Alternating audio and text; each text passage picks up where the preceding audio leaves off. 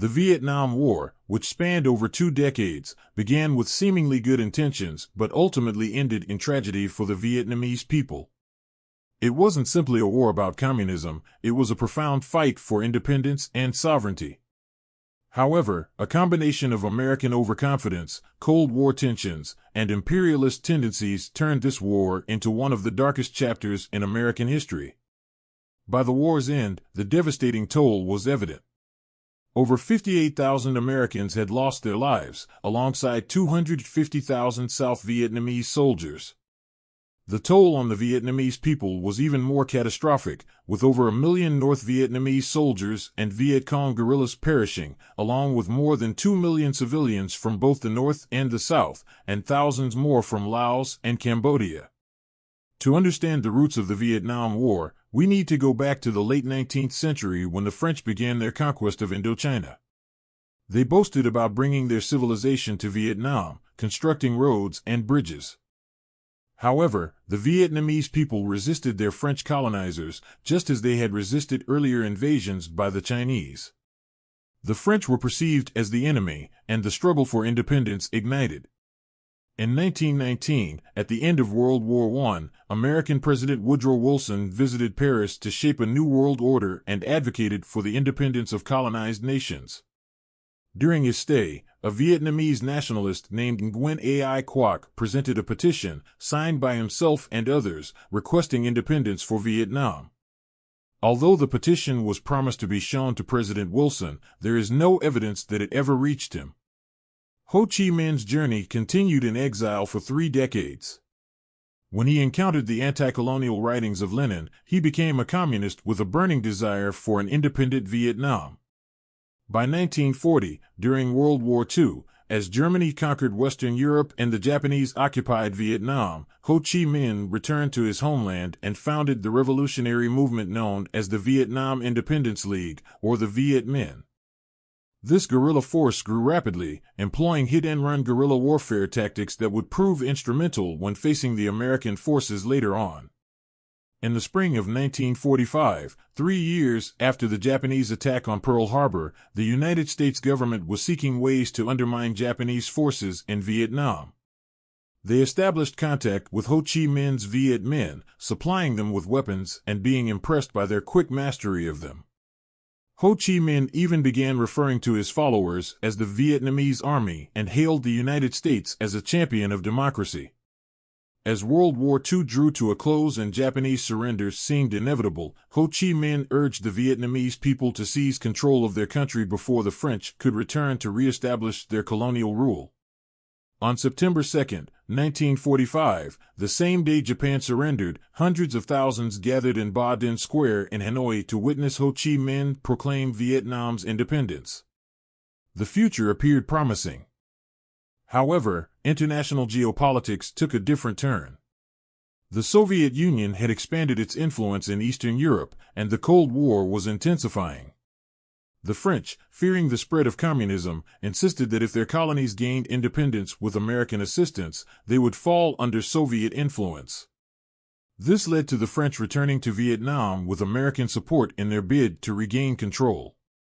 In 1950, with the outbreak of the Korean War and the United States pushing back North Korean invaders, the domino theory gained prominence. This theory postulated that if one nation fell to communism, others in the region would follow suit.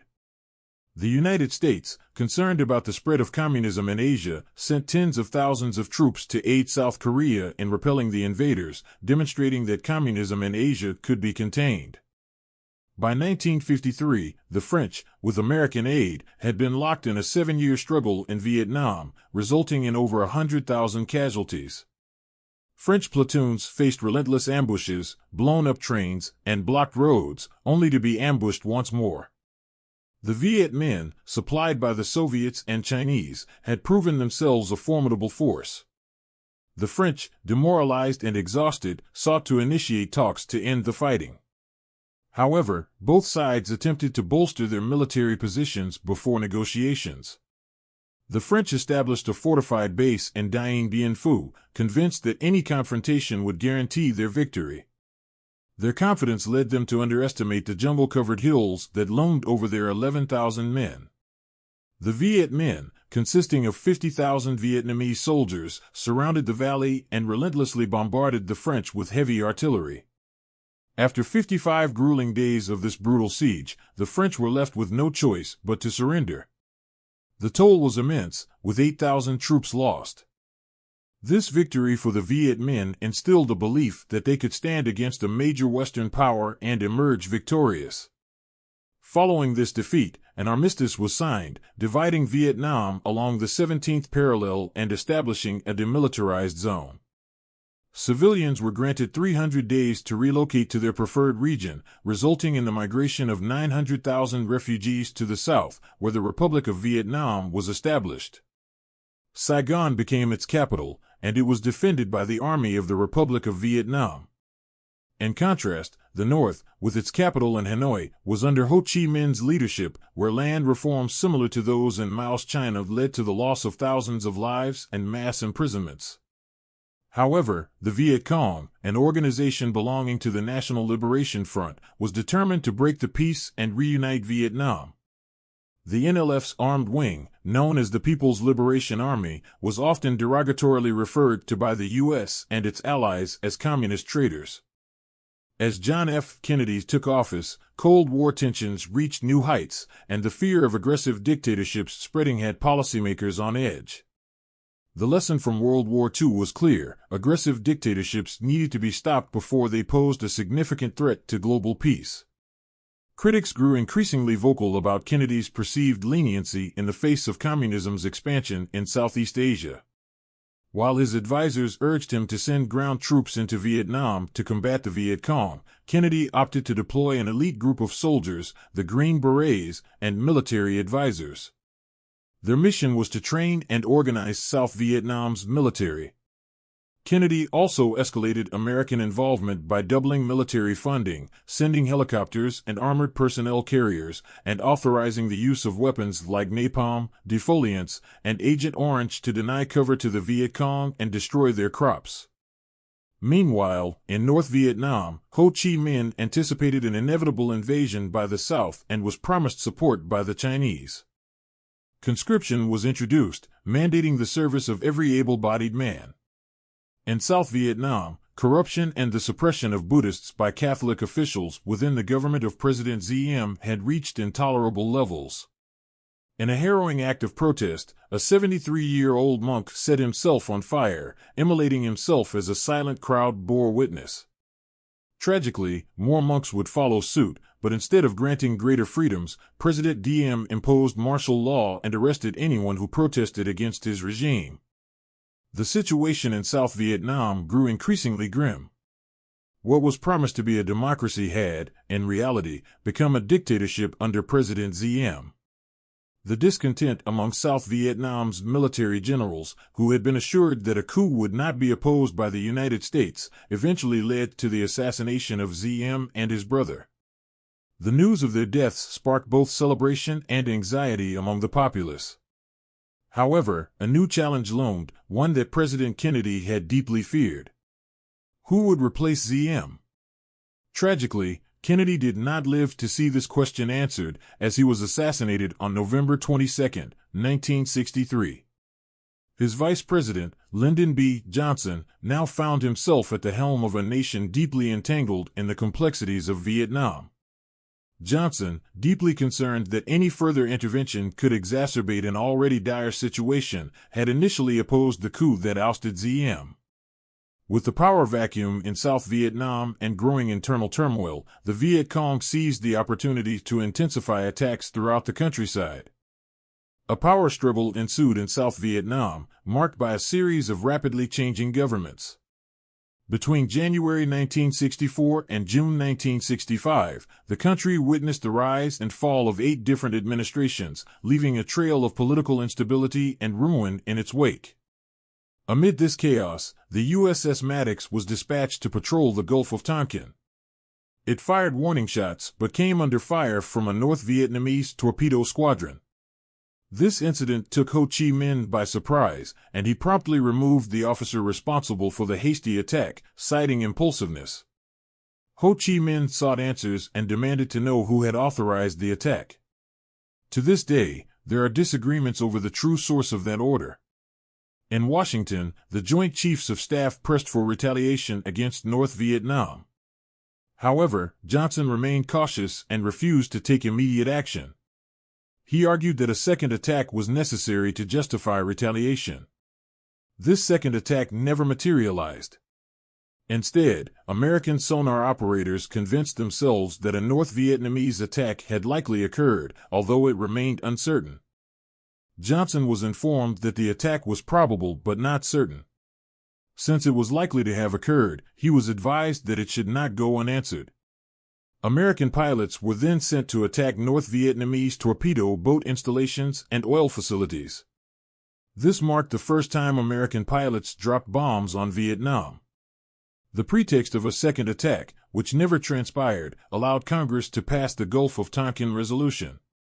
This resolution granted the president the authority to assist any Southeast Asian country threatened by communist aggression.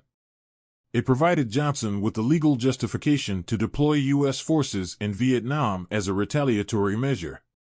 The Viet Cong escalated their attacks, launching a barrage of rockets that struck an American airbase near Saigon, resulting in the deaths of 5 Americans and the destruction of 5 B-57 bombers. Johnson's advisors once again recommended sending ground troops and conducting air attacks in the north, but he remained resistant to committing troops on the ground. In a further provocation, the Viet Cong attacked an American helicopter base in Pleiku, killing 8 advisors and hundreds of South Vietnamese. Additionally, they bombed a hotel, claiming the lives of 23 Americans.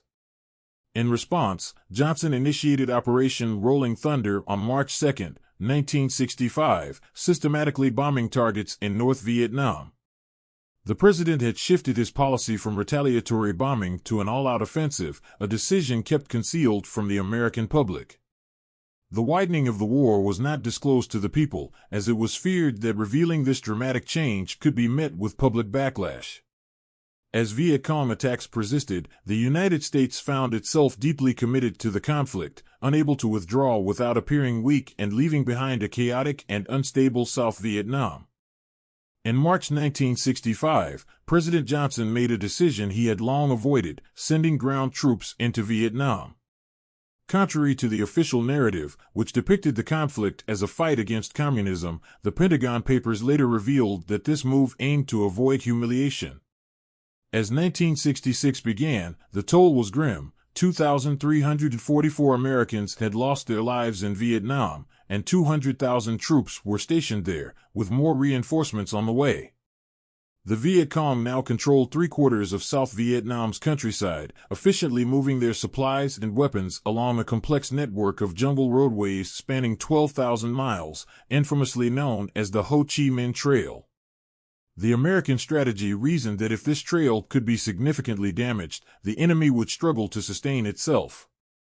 In pursuit of this goal, an astonishing 3 million tons of explosives were dropped on the Laos portion of the trail alone, exceeding the amount dropped on Germany and Japan combined during World War II. Months turned into years, and as the death toll among American troops continued to climb, a narrative emerged that attempted to reassure the American people. They were told that they were killing the enemy at a favorable ratio of 10-1. However, what truly mattered to American families were the lives of their loved ones, not statistics. General Westmoreland, who asserted that he could win the war within 3 years, urgently requested $200,000 for reinforcements. In response, Secretary of Defense McNamara presented President Johnson with 2 options: negotiate a compromise with Hanoi or send more troops. McNamara's grim assessment of the war's winnability, a 1 in 3 chance, did not bode well for the prospects of victory. However, Johnson chose the second option, to send more men. Even though many in Washington were aware of the war's futility, hundreds of thousands of American troops were being readied for deployment to a conflict they knew was a lost cause. The struggle in Vietnam was not solely against the Vietnamese people. It was also a battle against the unforgiving terrain. American soldiers had to navigate through dense elephant grass, thorn bushes, towering bamboo, and jungles so thick that progress was agonizingly slow, an hour to move a mere 100 feet. The soldiers faced relentless challenges, including finger-length black leeches that inflicted wounds prone to infection, while sunlight rarely penetrated the jungle floor.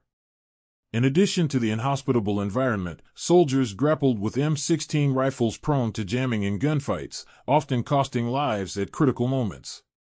Although American forces rarely lost battles, victories seemed irrelevant. Enemy soldiers could be swiftly replaced, and U.S. troops were stretched thin, causing the recapture of previously held territory by the enemy. By the close of 1967, the death toll had reached a staggering 20,000 Americans. Back home, the American public was told that victory was on the horizon, a light at the end of the tunnel. However, the reality on the ground told a different story, and the protests against the war intensified as 1968 dawned. By this point in the conflict, over 500,000 U.S. troops were stationed in Vietnam, and American leaders were assuring the public that victory was within reach. However, unbeknownst to the American public, the North Vietnamese Army and the Viet Cong were meticulously planning a large-scale offensive known as the Tet Offensive. This operation involved a series of coordinated attacks on South Vietnamese towns and cities, with the ultimate goal of capturing Saigon, which, if achieved, would force the Americans into withdrawal. The chosen date for this ambitious assault was January 31st, coinciding with the Vietnamese Lunar New Year, known as Tet. Ho Chi Minh, the North Vietnamese leader, rallied his troops with the promise of total victory, advance, and we will achieve total victory. In preparation for Tet, a 36-hour truce was declared, and thousands of South Vietnamese troops returned home to celebrate the holiday. On January 30th, the Tet Offensive commenced, with 84,000 Viet Cong guerrillas and North Vietnamese soldiers launching attacks on 36 out of South Vietnam's 44 provincial capitals. They targeted numerous American and South Vietnamese military bases, as well as the country's 6 largest cities, including Hue, Da Nang, and Saigon. However, as the intense fighting unfolded, the Viet Cong and North Vietnamese forces encountered unexpected resistance. South Vietnamese soldiers and U.S. troops inflicted significant casualties on the attackers. This pattern of heavy losses for the North Vietnamese and Viet Cong continued throughout the battle. For the first time, U.S. soldiers were engaging the enemy directly in urban areas, where the Viet Cong had historically thrived on guerrilla warfare tactics. Despite the initial shock of the Tet Offensive, U.S. officials, including President Johnson, declared it a resounding victory for the United States and the South Vietnamese Army. Of the 84,000 enemy troops who participated in the Tet Offensive, 58,000 were killed, wounded, or captured. The Vietnam War marked the first television war, with live coverage from the front lines broadcast directly into American living rooms. Up to the Tet Offensive, the American public had been consistently told that victory was imminent, and the North Vietnamese were on the brink of defeat. When the offensive was launched, it contradicted these assurances, eroding public trust in the government's handling of the war. As a result, anti-war protests erupted across the country. On March 31, 1968, President Johnson addressed the nation on television. He announced that the U.S. would halt its bombing campaign in North Vietnam in an attempt to bring the North Vietnamese to the negotiating table. In a stunning turn of events, he also revealed that he would not seek re-election. These announcements left the nation in a state of shock and confusion. Johnson aimed to redirect his efforts toward achieving peace, but the country remained deeply divided. Tragically, in the midst of this turmoil, civil rights leader Martin Luther King Jr. was assassinated, further fueling protests and unrest. The United States hadn't witnessed such divisions since the Civil War. Adding to the nation's turmoil, Robert Kennedy, who had campaigned on a promise to end the war, was also assassinated in June, leaving the country grappling with profound grief and division. When Richard Nixon assumed the presidency, he ran on a platform of ending the war in Vietnam and healing a deeply divided nation. By the time he took office, nearly 37,000 U.S. troops had lost their lives, and the war had become a central issue in the minds of Americans. However, the covert tactics Nixon employed to secure his position as the nation's leader remained hidden from the public. As the next presidential election approached, President Lyndon B. Johnson was making substantial progress toward ending the war. He had agreed to halt all bombing campaigns in North Vietnam, and for the first time, Hanoi had consented to engage in peace talks with Saigon and include the Viet Cong in the negotiations. It seemed that peace, for the first time in a long while, was on the horizon. However, on November 2nd, just 3 days before the U.S. election, South Vietnamese President Nguyen Van Thieu unexpectedly withdrew from the peace talks. Unbeknownst to the American public, representatives from the Nixon campaign had secretly contacted the Saigon government, urging them to stay away from the negotiations. They promised that once Nixon was elected president, he would adopt a tougher stance in negotiations with Hanoi compared to his opponent, Hubert Humphrey. Johnson, who had uncovered these secret dealings through a CIA informant and FBI wiretaps on the South Vietnamese embassy in Washington, found himself facing a crisis of monumental proportions. He had learned that Nixon and his team had engaged in what could be considered treason, contacts with a foreign power in the midst of a war. Despite this knowledge, Johnson chose to keep this information to himself, unwilling to reveal the source of his intelligence. As the peace talks reached an impasse, the war dragged on, and American troops continued to be sent into battle, with many losing their lives in seemingly pointless engagements. Battles were fought for territories like Hamburger Hill, only for them to be abandoned shortly afterward. The emphasis was on body counts, a metric that obscured the futility of the fighting. Back home, protests against the war persisted, fueled by the public's growing disillusionment. Thousands of American soldiers were dying in battles that seemed to have no clear purpose. Nixon recognized the need for a change in policy, as anti-war sentiment had become overwhelming. Nixon's new strategy was called Vietnamization. It involved gradually transferring more responsibilities to the South Vietnamese army while bringing American troops back home. The U.S. began training ARVN forces and provided them with a substantial arsenal, including over 1 million M16 rifles, 40,000 grenade launchers, and numerous vehicles. Both American and South Vietnamese leaders understood that if the United States couldn't win with 500,000 troops, South Vietnam stood little chance on its own. Publicly, Nixon presented Vietnamization as a success. On September 2, 1969, the 24th anniversary of Ho Chi Minh's declaration of Vietnam's independence, the revered leader passed away. Despite military victories and a decrease in casualty figures, anti-war sentiment continued to grow. The revelation of a massacre in the village of My Lai, where American soldiers had killed over 500 innocent men, women, and children, further fueled protests and opposition to the war. The anti-war movement reached its zenith when hundreds of thousands of people across the country took to the streets. Tragedy struck as 4 students were killed at Kent State University, and 2 more lost their lives at Jackson State University during protests. With negotiations at an impasse, Nixon initiated a bombing campaign around Hanoi, famously known as the Christmas bombing. On December 26, 1969, this campaign resulted in the deaths of 1,600 civilians. Hanoi, under the pressure of the relentless bombings, agreed to return to the negotiating table. Remarkably, it took just 6 days to reach a final agreement. On March 29, 1973, the last American troops departed from South Vietnam, leaving only a small contingent of 200 Marines to help guard the American embassy and other facilities in Saigon. Diplomats and CIA agents also remained. Although American forces were leaving, the conflict persisted, with both North and South Vietnam still embroiled in a brutal civil war. The civilian population found themselves once again trapped in the midst of the conflict. Nixon had assured South Vietnam that the U.S. Air Force would provide assistance if Saigon faced trouble, as they had done during the Easter Offensive.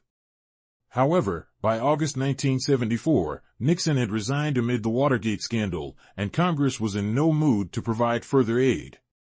They drastically reduced funding and support for South Vietnam, and up to 20,000 ARVN troops were leaving the military each month. The U.S. had provided guns, but not enough ammunition, planes, but no pilots or training, and trucks, but no spare parts. The situation in the South deteriorated rapidly. The North Vietnamese forces relentlessly pushed southward, defeating ARVN troops at every turn. After 30 years of civil war, it became clear that Saigon was on the verge of falling, and the inevitable was about to happen. Soldiers and civilians began fleeing south to escape the advancing North Vietnamese army, and President Nguyen Van Thieu resigned.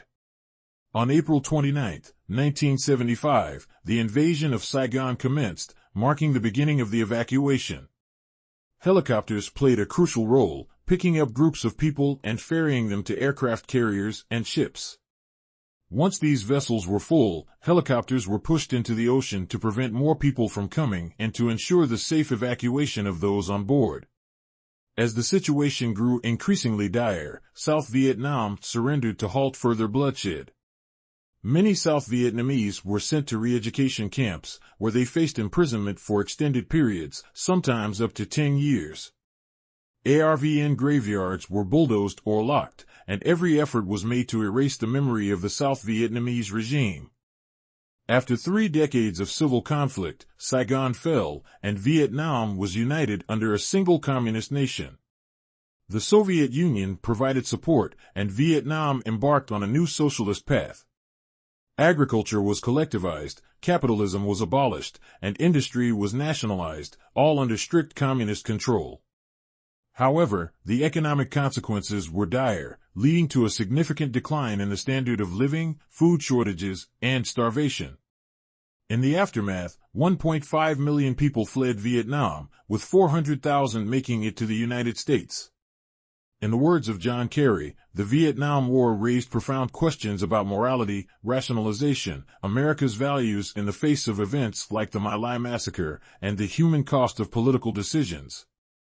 It was a war that left a lasting impact on both America and Vietnam, challenging conventional thinking and reshaping the course of history. Amid the politics and policies, the bravery and sacrifices of those who fought and died on all sides should never be forgotten. The war was not merely a soldiers' conflict, but a political one, and its legacy endures for both nations.